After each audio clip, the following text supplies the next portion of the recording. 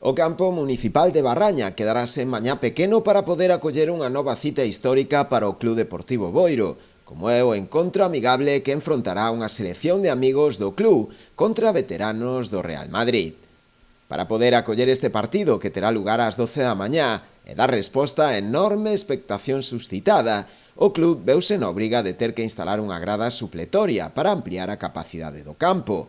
E máis houbera, porque as entradas voaron en cuestión de horas. Este evento levantou moitísimo interese desde o minuto 1. Nós estábamos un pouco preocupados de se íbamos a ser capaces de vender o aforo e o papel que sacamos á venta.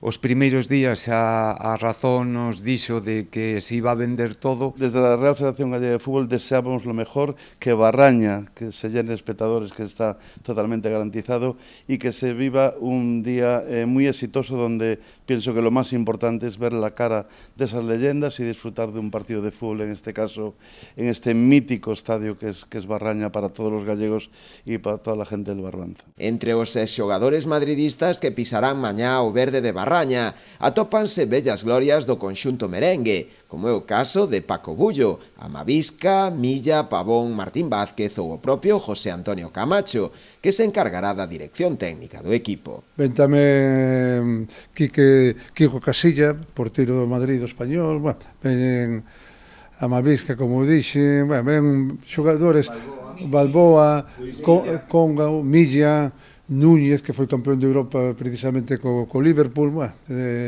Creo que por xogadores non é de nombre.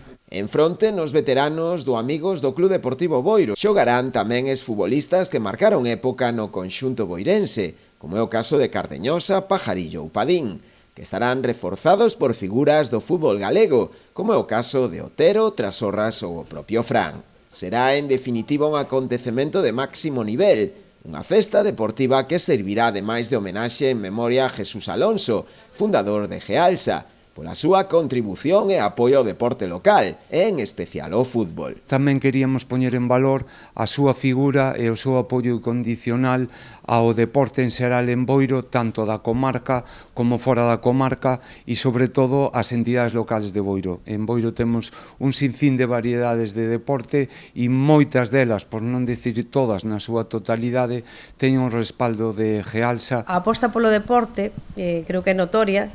Como ben decía Marcos, patrocinamos todos e cada un dos equipos deportivos que existen neste concello e en parte da comarca, porque el pensaba que o deporte axudaba a medrar as persoas, lle daba outro tipo de valores, como é o esforzo, o traballo en equipo, valores que se enseñan na casa e que o deporte pois afianza. Hoxe en día estamos orgullosos de que os nenos e nenas de Barbanza, de Boiro, leven o noso peixe nas súas camisetas e é parte do legado que nos deixou o señor Alonso. Fomentar que os nenos e nenas teñan unha vida sá e sigan practicando deporte.